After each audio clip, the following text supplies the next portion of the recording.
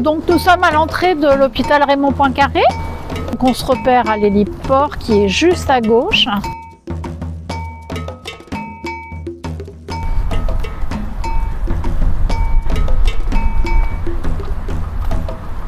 Donc bâtiment Rabelais et nous sommes au niveau de la porte 110.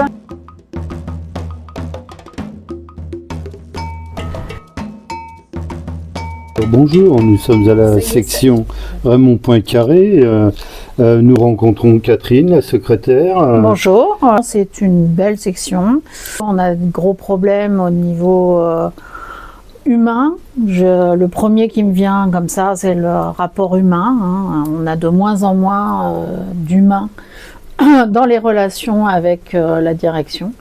Beaucoup d'agents contractuels qu'on considère comme du jetable, avec le mépris des droits élémentaires auxquels ils peuvent prétendre. On a de plus en plus de problématiques à gérer par rapport au respect. Par rapport aux agents, on les menace. Alors la grande menace, c'est si vous n'êtes pas content, de toute façon la porte est ouverte, classique. On fait croire aux agents que de toute façon, s'ils partent, il y a 10 personnes qui attendent la place derrière, alors qu'on sait pertinemment qu'on a de plus en plus de mal à recruter. Après, on joue beaucoup sur les plannings. Un agent qui va poser un peu trop de questions, qui va déranger, on va faire moyenne en sorte que son planning soit plus compliqué pour un autre agent. Nous devons souvent recourir à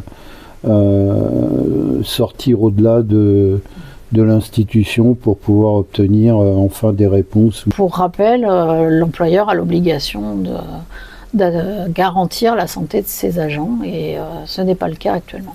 Et tu es confronté à beaucoup de combats au quotidien, notamment le respect, la discrimination, sur les conditions de travail, ouais, sur la déprécarisation justement des CDD, le sujet des 12 heures qui impacte presque toute l'institution, ça depuis longtemps. Tout à fait. Mais il y a des sujets qui sont récurrents pour lesquels au quotidien tu te bats.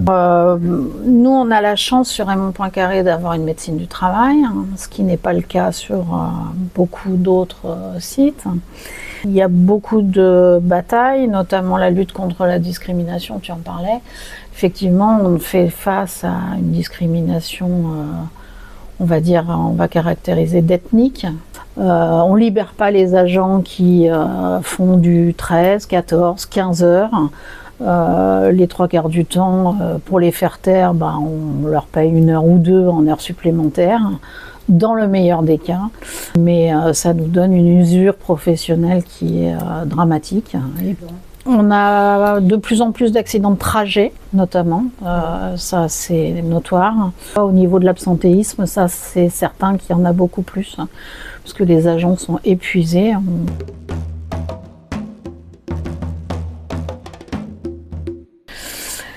Sur RPC, on fait face aussi à un problème de vétusté des locaux. Donc, l'exemple probant, c'est la fermeture de la stérilisation. Et nous travaillons donc maintenant pour que l'ensemble des travailleurs isolés sur l'hôpital puissent avoir à leur disposition des EPI comme il se doit.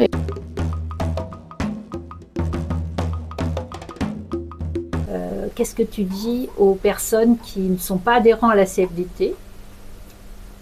Qu'ils ont tort et qu'il faut venir adhérer chez nous. C'est quoi les arguments majeurs? L'argument, c'est qu'ils vont intégrer une famille au sein de laquelle ils auront leur mot à dire et que leur parole sera portée et que nous serons là pour assurer leurs droits les plus élémentaires, que nous serons là pour les aider en cas de conflit et que de toute façon nous les accompagnerons quoi qu'il arrive.